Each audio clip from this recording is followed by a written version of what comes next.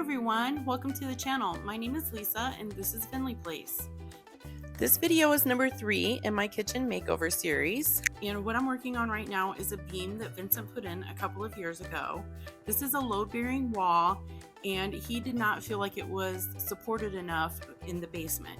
So he put this beam in to kind of help offload some of the weight of the roof and to kind of keep our ceiling from sagging any more than it is. And what I did was I painted it when he put it up, and I wish I wouldn't have painted it, and I didn't like it after I painted it, so I covered it in red and white checkered contact paper. So I've taken the contact paper off, which you'll see in a little video clip here in just a minute, and I am now trying to strip the paint off. Here it is. You can see it in this little clip right here. And you know, I just really wish I would have never painted the beam to begin with. So my thought process now is to strip all of this paint off and then stain it. That's what I would like to do. I don't know if that's what I'm gonna do, but that's what I would like to do. So then when I realized that the paint stripper was not gonna get all of the paint off, especially the stubborn black paint, I busted out my sander, and now I'm sanding the whole beam. And this took me quite a little while to do because that black paint is really stubborn. And in the middle of sanding this, I remembered that I used exterior paint. I don't know why I used exterior paint, guys. I don't know what I was thinking when I did it. I just wanted it done. So now I have the beam sanded, and this is the little area where we closed off our pantry. This is my second round of compound and sanding, and I'm just trying to smooth everything out. And now I'm gonna paint. Now, as you can see here, I have already stained the beam. I had video of it. I have no idea what I did with it because I couldn't find it when I was editing for this video.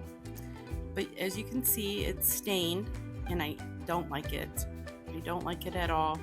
You can see the black marks, or the marks that the black paint left. I don't know if you can see them, but I can see them. And I just really did not care for it. So I'm thinking about what I'm gonna do after all that work. For the walls, I'm using Dutch Boy DuraClean Smooth Ivory. I think it's a really pretty color. It's got a little hint of brown in it. I love it. And this here that I'm sanding is my window frame. And Vincent cut them. To save a little money, we have DIY'd all of our woodwork, like the trim and the frames and things like that, and it saves a lot of money. So I'm just giving it a rough sand with an 80 grit just to get off the cut marks, and then I go over it with a 120, and then Vincent's hanging them for me. I was gonna paint them before he put them up, but then I decided not to because I didn't want him to scuff it up. So I just had him put them up first, and then I'll paint them when he's done. I know it seems kind of counterintuitive to put the floor in before all of the painting is done, but I'm going to be honest with you, this is a time-consuming project, and Vincent has a better eye for straight lines than I do, and he has a limited schedule. He works like 60 hours a week, and this was just very time-consuming, so this is the time that he had to do it. And I think he did a really good job. I think it's really pretty. I love it. I started to do all of my trim in a color called Simply Sage, but I didn't like it after I got it up. I just didn't think it went well with the woodwork or the wall color. So I went back and I got a color called Edamame, and it's just a couple of shades darker, kind of in the same family, but I just felt like it was more cohesive with the dark woods and then the color of the wall. And I just really liked it a lot. So that's what I'm painting all my trim in right now. And this is a semi-gloss by Pittsburgh Paint.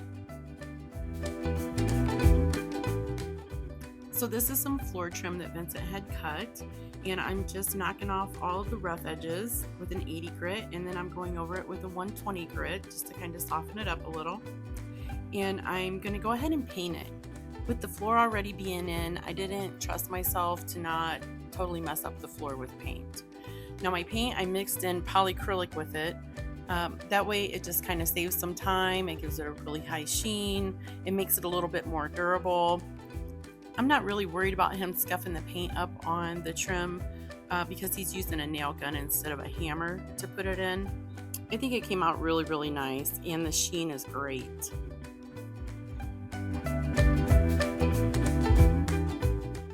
So in my kitchen, if you don't know, I have an open concept, so I don't have any cabinets at all right now. And I asked Vincent to make me a couple of drawers a while back, and I had them in my other countertop, the long one. This is a smaller one. We're moving it over between the stove and the fridge, and he's just putting the frames in so my little basket drawers can go in it, and I think it just came out really adorable.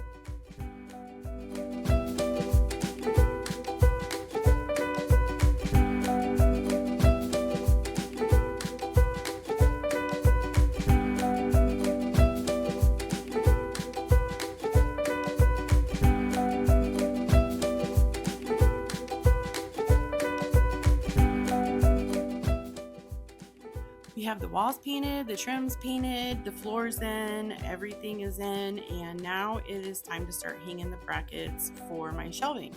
And we've kind of broke it up a little bit, and we're going to hang these shelves above the little counter that he just put the drawers in.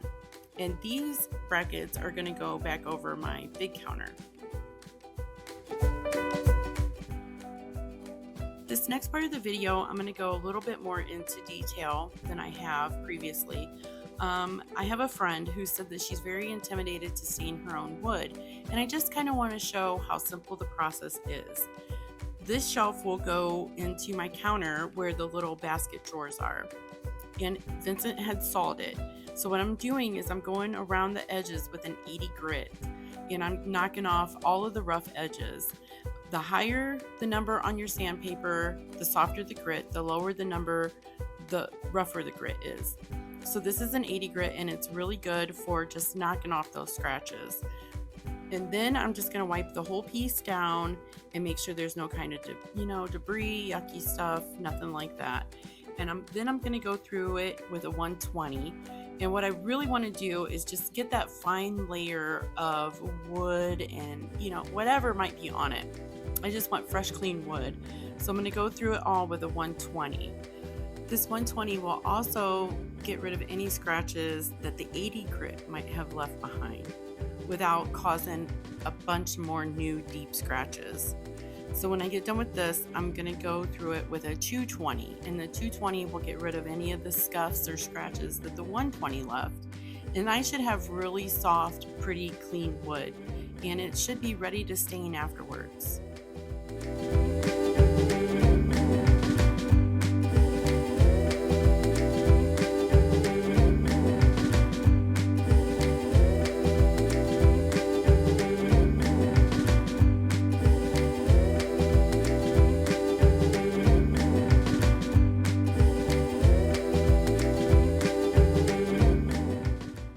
When you're done, you want to make sure that you go over it with a damp cloth and get all of that dust that you just sanded off.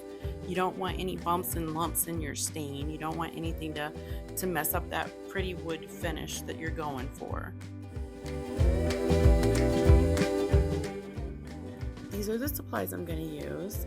The stain is Minwax and the color Provincial, and I have some paper towels and a paintbrush, along with a stir stick and a screwdriver. And the screwdriver I'm just going to pop off the top, then we give it a good mix, and then we're going to get going.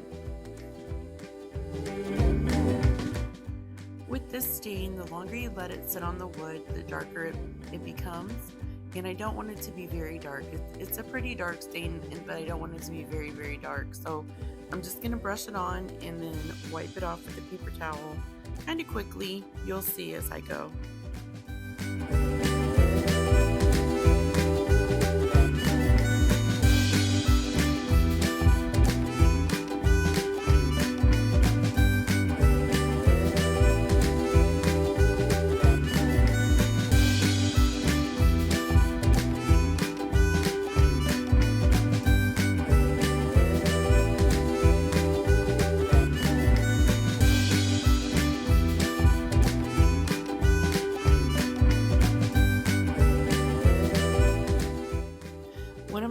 favorite things about using stain is how it brings out the beautiful characteristics of each piece of wood that you stain.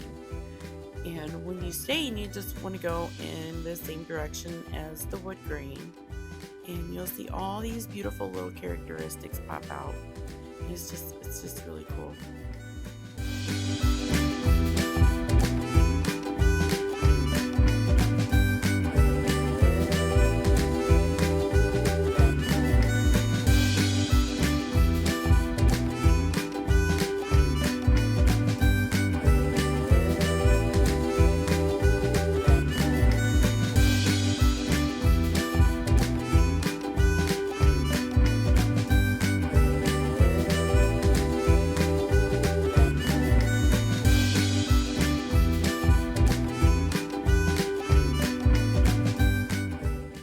Because my edges are cut edges, they're not like factory edges, they tend to be a little more porous, so they really soak up that stain pretty quickly, and they end up a little bit darker than the top.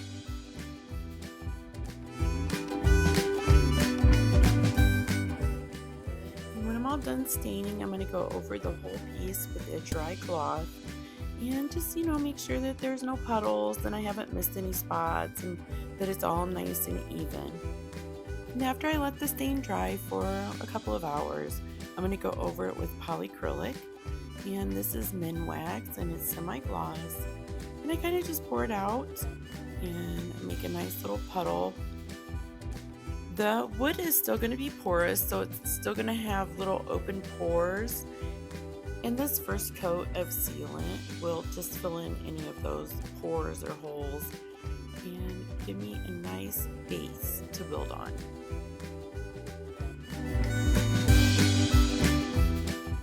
When doing the polycrylic, you want to make sure that you do long strokes. You don't really want to do short strokes where you start and stop, because it'll leave little marks.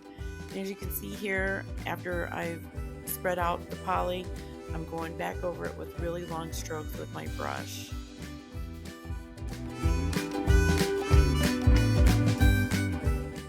Sometimes people use polyurethane. The difference that I know about polyurethane and polycrylic is polyurethane dries and it kind of turns like a yellowy orange color, and this polycrylic stays pretty clear. I've done all of my wood trim with this acrylic, and it's really nice and easy to work with, and it's fast drying. I really like using it.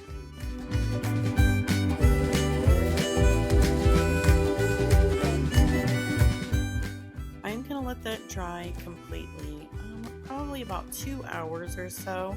I'm just going to make sure, because it's kind of a thick coat, I kind of want to make sure that every little bit of it is dry before I move on to the next step.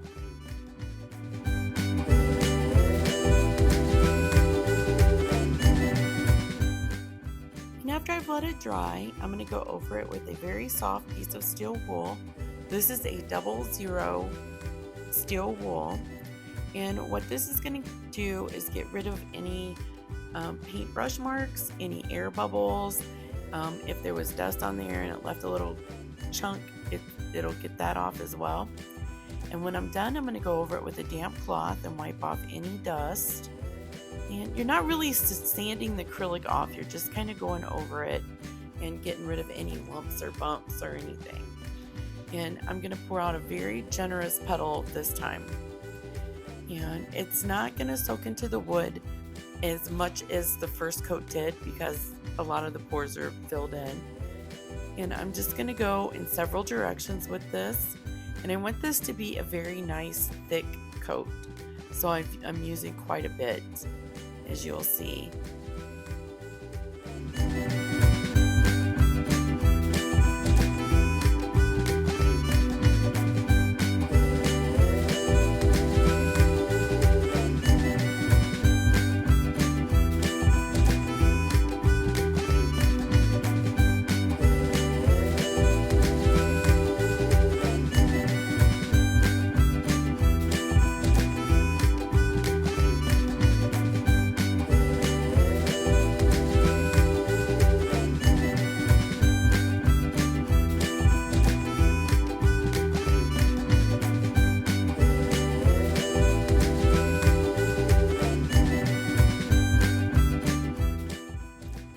So now that I'm pretty confident that it's covered, I'm going to go through and get rid of any of the excess. So I'll use my brush and do a couple of strokes and then wipe my brush off and do a couple of strokes and wipe my brush off all the way into the end.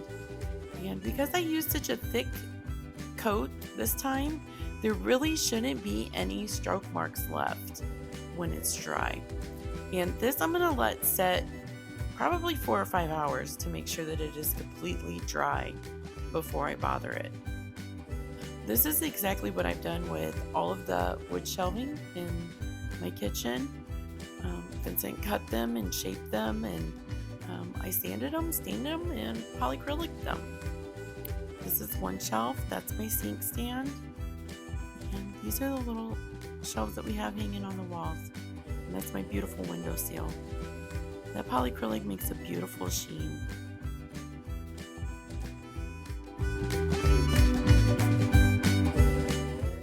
Well, that's it for today's video, guys. Thanks a lot for watching. As always, I really appreciate your time.